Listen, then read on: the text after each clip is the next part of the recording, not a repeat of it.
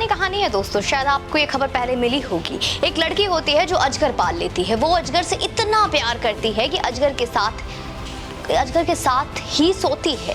अजगर के लिए उसके मनपसंद खाने पीने की जुगाड़ करना और उसे अच्छा लगता है। लेकिन एक दिन अचानक बेचारा अजगर खाना पीना बंद कर देता है। उसी रात जब वो लड़की अजगर को साथ लेकर सोती है तो उसे महसूस होता है कि अजगर अपने शरीर को खींच रहा है, तान रहा है। यह सब 2 दिन तक लगातार चलता रहता है, पर अजगर बेचारा खाना नहीं खाता है। वो लड़की उसकी मालिक होती है तो ये सुनकर देखकर काफी परेशान होती है, चिंतित होती है। डॉक्टर के पास लेकर जाती है। डॉक्टर सारी बातें महिला की बहुत आराम से सुनता है और सुन लेने के बाद जो बात महिला को बताता है, कहता है, अब वो आपको सुननी चाहिए कि वो क्या कहता है। डॉक्टर कहता है कि अजगर कुछ ना खाकर अपने पेट में जगह बना रहा है और रात में सोते हुए अपने शरीर को खींचकर दरअसल वो आपकी लंबाई को नापता है कि एक दिन बहुत जल्द वो आपको निगल सके। नमस्ते हिंदुस्तान, कैसे हैं आप लोग? और ये आप सभी को पता है कि मैं कोई आपको फेक कहानी नहीं सुना रही, ऐसा हुआ है। यही तो हो रहा है देश में। झारखंड का एक जिला है गढ़वा, जहां के एक गांव की मुस्लिम आबादी का ये कहना है कि हमारी संख्या बल इस गांव में ज्यादा है तो यहाँ से स्कूल में प्रेयर्स और हाथ जोड़कर प्रेयर के तरीके बदले जाए, क्योंकि हमारी संख्या अधिक है। यहाँ पे प्रार्थना ऐसे हो जिसमें खुदा का जिक्र हो और हाथ जोड़ने की बजाय हाथ बांध कर प्रेयर हो।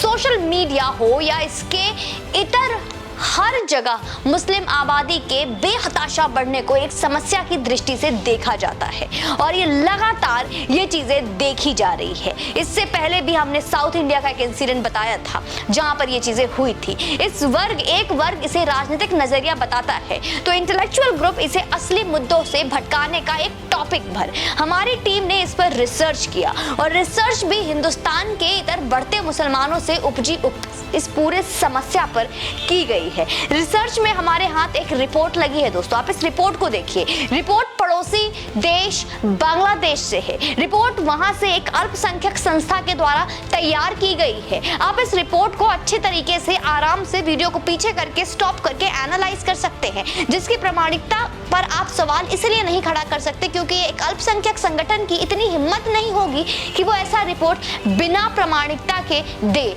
आइए रिपोर्ट पर हम एक नजर डालते हैं। जरा रिपोर्ट को ध्यान से देखिए। बांग्लादेश ने एक अल्पसंख्यक संगठन जातीय हिंदू महाजोत ने अभी 2 दिन पहले बांग्लादेशी हिंदुओं पर हुए अत्याचार के इस साल के आंकड़े को जारी किए हैं।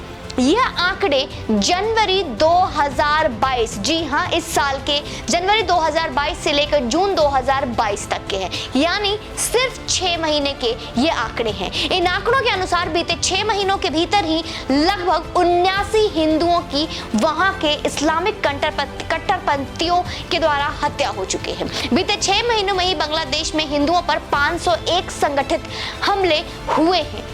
59 मंदिरों पर हमले हुए और उन्हें तोड़ा गया। 219 मूर्ति पूजकों का अपहरण हुआ। विभिन्न मंदिरों से 50 मूर्तियां चुराई गई। 13 लोगों के साथ बलात्कार हुआ और 10 बच्चों का गैंग रेप हुआ है और 3 को बलात्कार के बाद मार डाला गया और 19 के साथ बलात्कार का प्रयास किया गया। 95 हिंदुओं का जबरदस्ती धर्मांतरण किया गया और 21 और को धर्मांतरित करने की कोशिश की गई।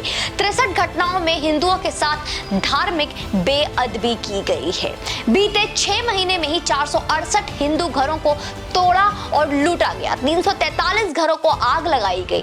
93 हिंदू व्यापारियों पर हमले हुए हैं। लगभग कई एकड़ हिंदुओं की भूमि पर कब्जा कर लिया गया और 419.63 एकड़ पर कब्जा होने वाला है। 17 हिंदू घर और 29 व्यापारी पर कब्जा हो चुका है और 29 मंदिरों की जमीनों पर कब्जा हो चुका है। 132 हिंदुओं के घर अभी तक कब्जाए जा चुके हैं दोस्तों और 717 हिंदू परिवारों को उनके घरों से भगाने की कोशिश की गई है और 8,943 परिवारों को घर छोड़कर भागने के लिए धमकाया जा चुका है।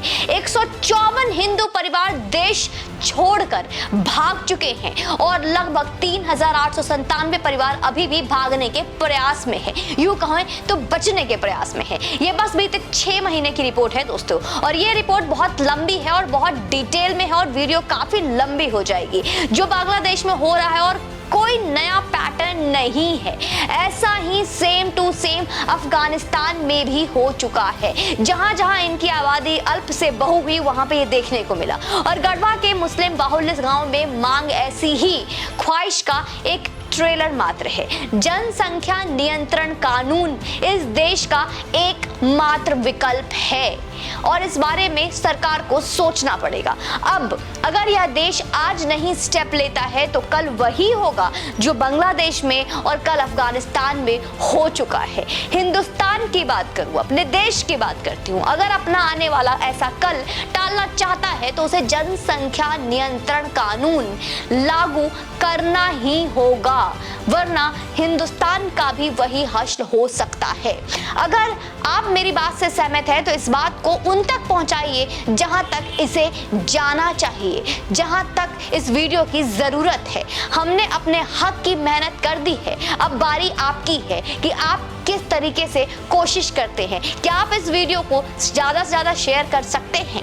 क्या आप हमारी मकसद को पूरा करने में हमारा सहयोग कर सकते हैं? और बाकी आप यूं ही सनातन परिवार को बढ़ाने में मेरा सहायक बनिए और सहायता कीजिए। जय हिंद, वंदे मातरम।